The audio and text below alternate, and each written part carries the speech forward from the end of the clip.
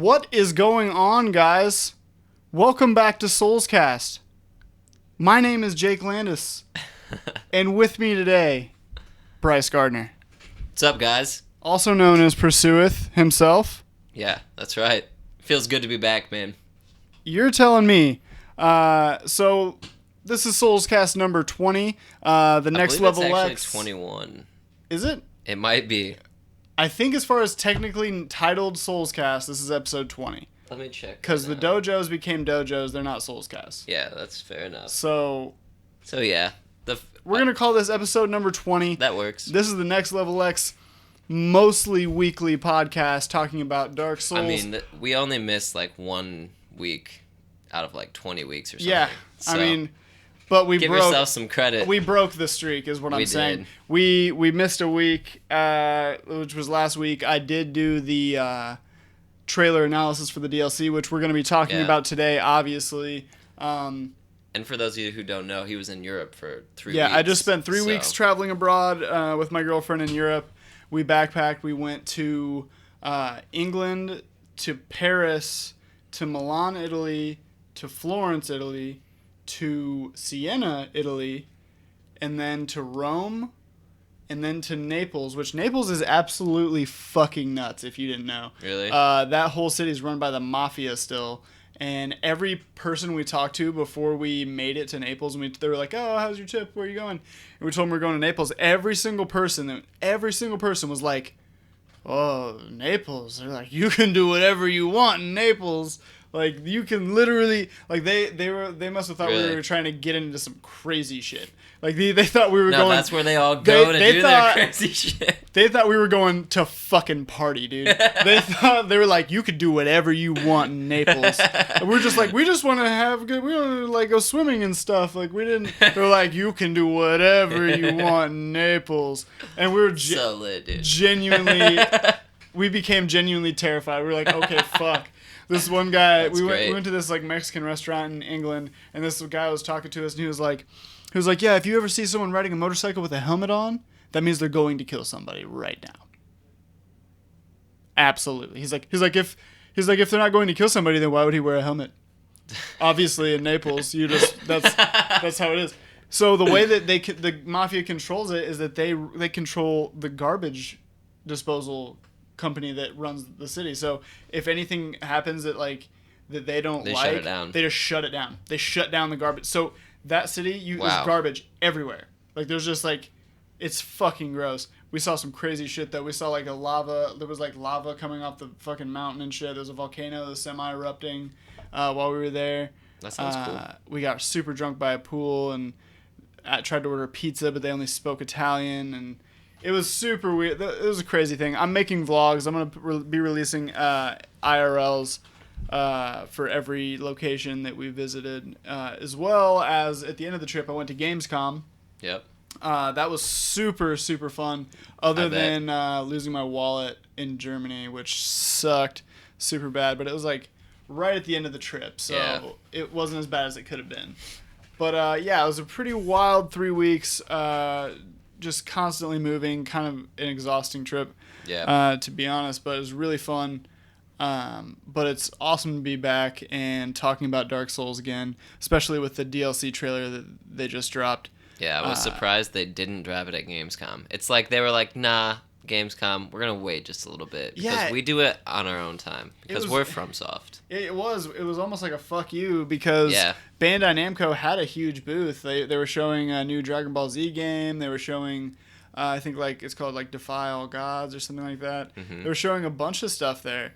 And I walked up and I was checking it out. And all I found from them at their actual little area was they had a case with some merch in it, and they had a Dark Souls shirt in there, and that was the only Dark Souls presence that was there, aside from some other shirts I found eventually,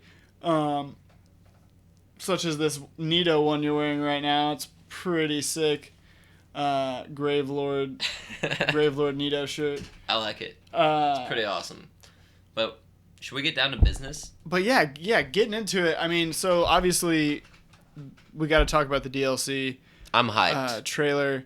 I know you're hyped too, right? Yeah. I'm so hyped right now. Definitely. So I did the trailer analysis, but now having thought about it even more and watched other people's trailer and analysis watching other people's stuff, seeing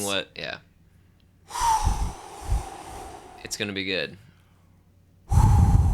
We got frost spells, we've got new faith spells, we've got new weapons. It looked like maybe 3 bosses, possibly 3 zones. It looked like. Well, I think it's going to be one zone, but I think it's going to be like a multi-level large zone or something. Zone. I mean, like kind of the way that you would consider each one of the Dark Souls 2 DLCs its own zone. Yeah, I would say that's one zone. You know what I mean? But they're large as fuck. Yeah. Man. Yeah. It's not that far away. Let me tell you guys. So many good things coming out in October. Oh my god. Things I'm really looking forward to for the Dark Souls DLC, though, is because it's FromSoft, I know it's going to be good. I have never played a single FromSoft game where their DLC didn't just make the game that much, like, set the benchmark for the game above what the game was at release. Like, every time they've done that with Dark Souls 1, Dark Souls 2, like, it's going to happen with Dark Souls 3. Okay, so, like, let's get into this right now. The whole thing, obviously, immediately, I think I'm not the only one by any stretch of the imagination, that it reminded them of the Painted World and all that stuff. I mean, that's very obvious and very... It's not like you had to dig super deep to see those connections at all. Like, there's people kind of upset about that. Some people are. Well, of course. I mean, people are going to be upset about anything. Yeah, it's the internet. They're like...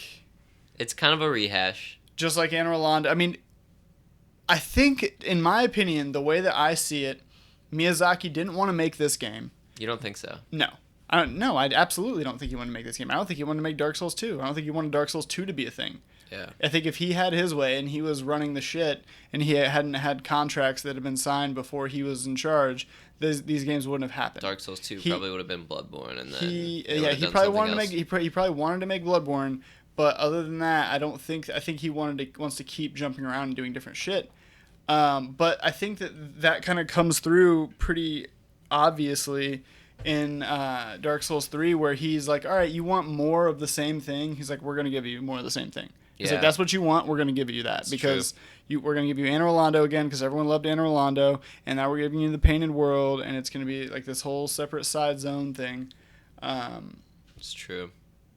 So, but I think his integrity, though, like, he's still going to make the game as good as he can. Yeah. But it's not, it seems like he doesn't want to delve even further into more new lore of this world, because he's trying to wrap it up, you know?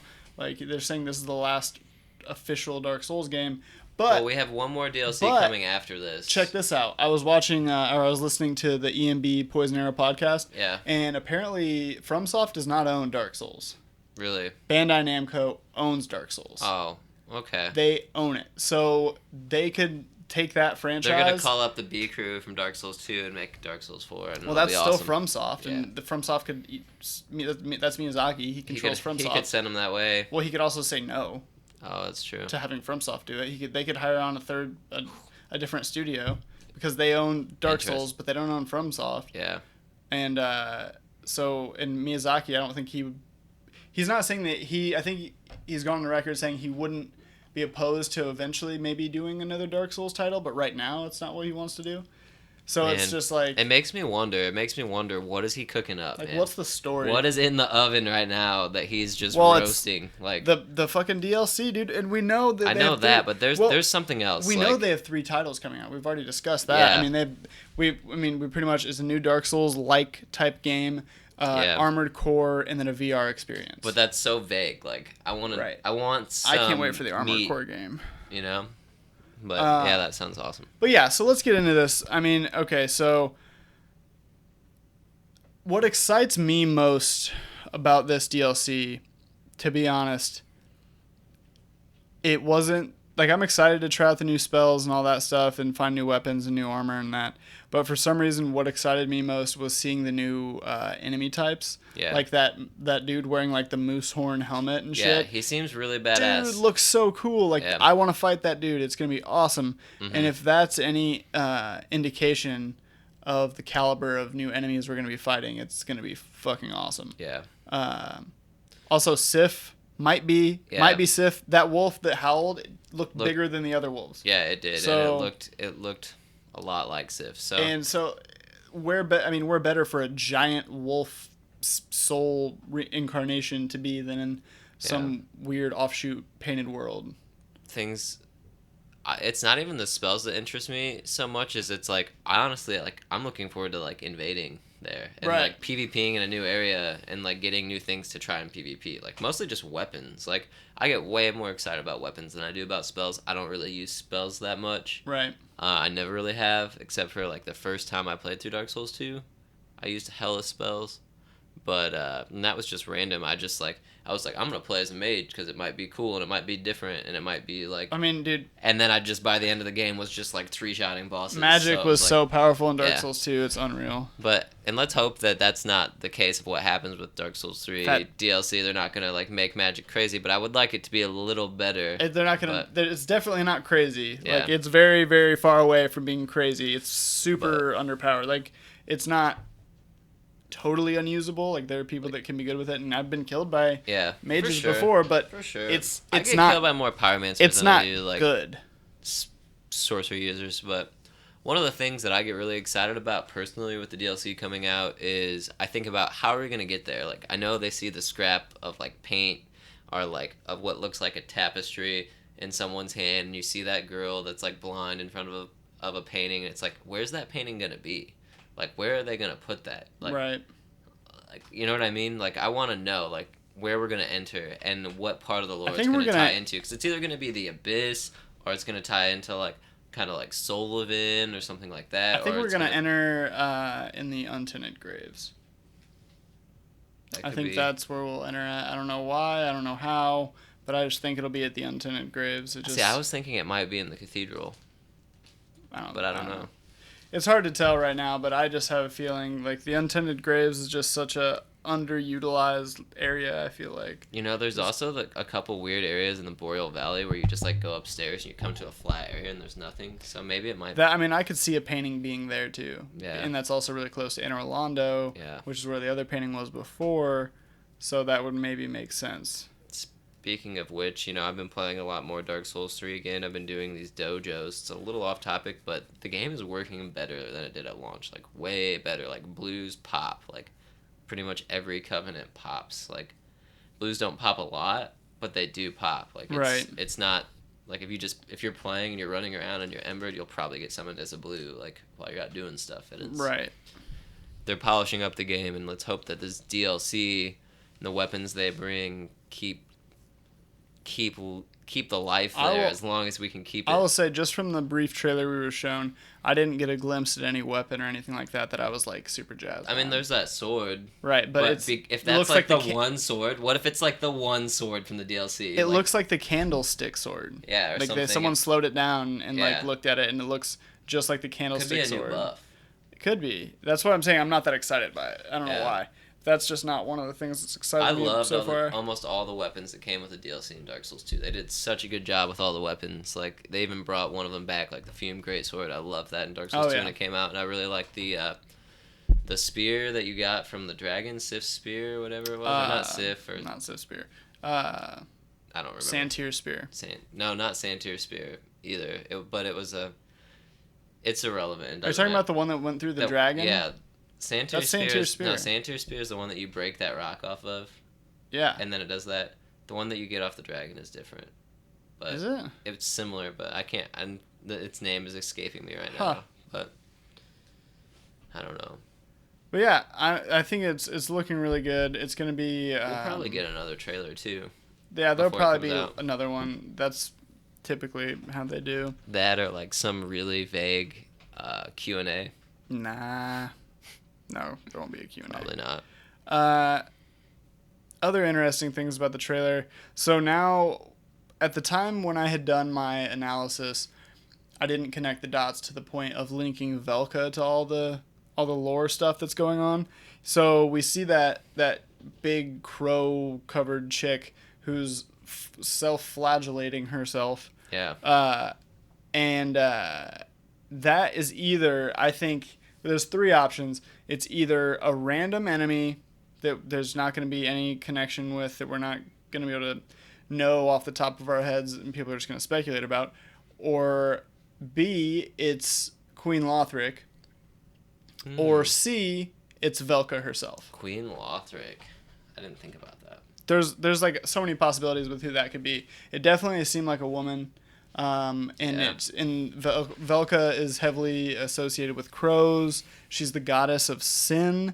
Self-flagellation is something people do to atone for sins. Good point. They're connected heavily.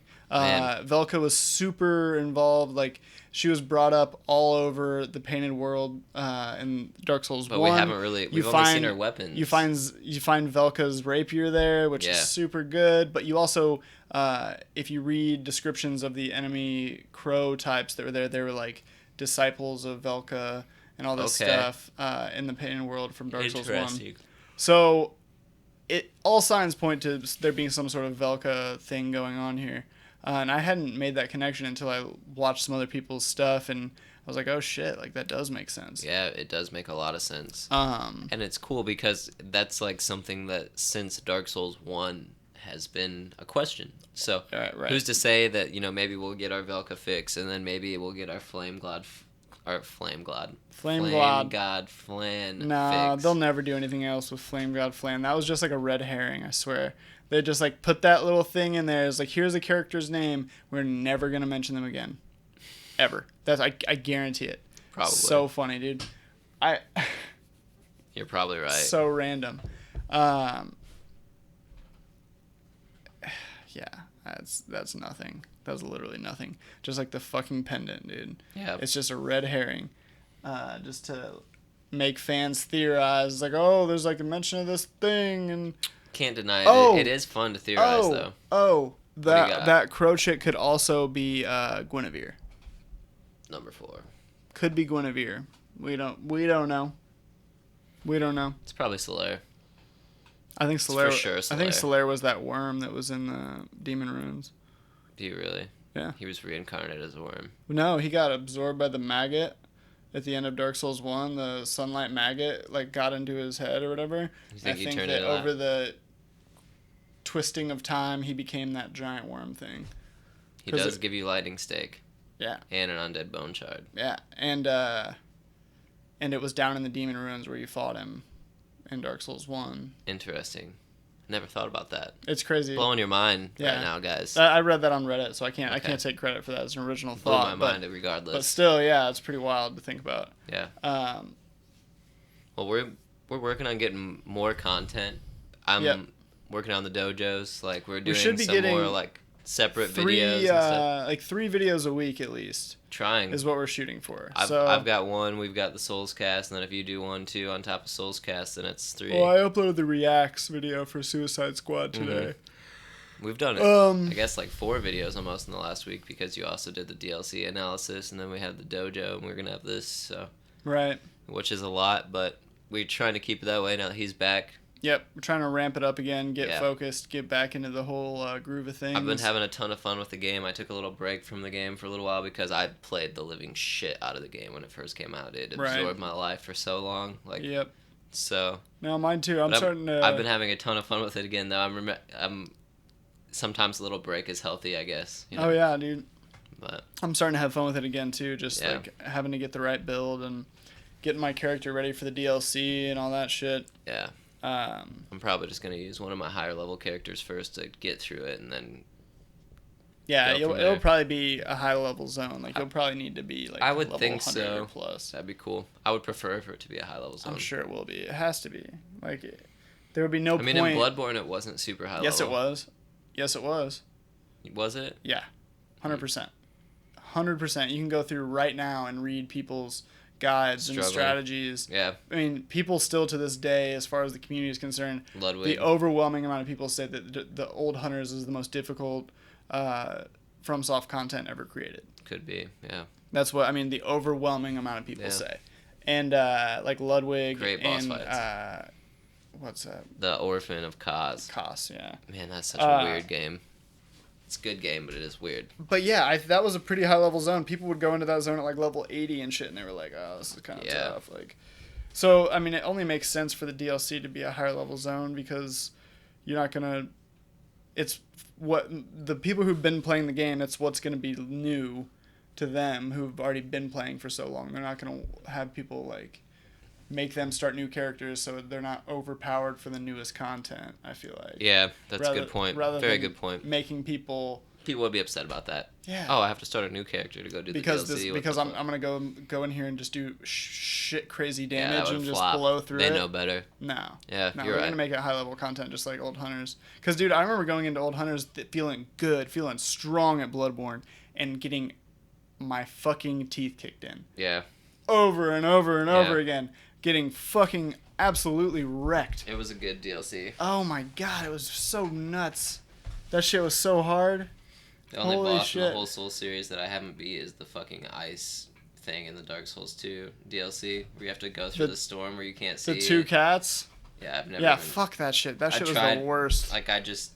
And of course, we're getting another like snowy I'm too old for that another snowy DLC. Yeah, I saw that and I was like, man, if I have to run through a fucking blizzard, that shit was so dumb. I'll be mad. That was like artificial difficulty. Yeah, for sure. It was like taking what made the Tomb of the Giants difficult, but flipping it on its head and making it bad. Yeah. I don't know. But it's coming. It's coming. It's gonna be good. You have any closing thoughts on it? Anything? Praise that sun, man. Yeah. That about wraps it up for this week's Soulscast. Tune in next week for another episode of Soulscast here on Next Level X. My name is Jake. With me, as always, Bryce Gardner. Thanks for watching, guys. Thank you for watching. Don't forget to like and subscribe. That was probably super loud. Punch that mic. And praise that sun. And praise that sun. Praise it.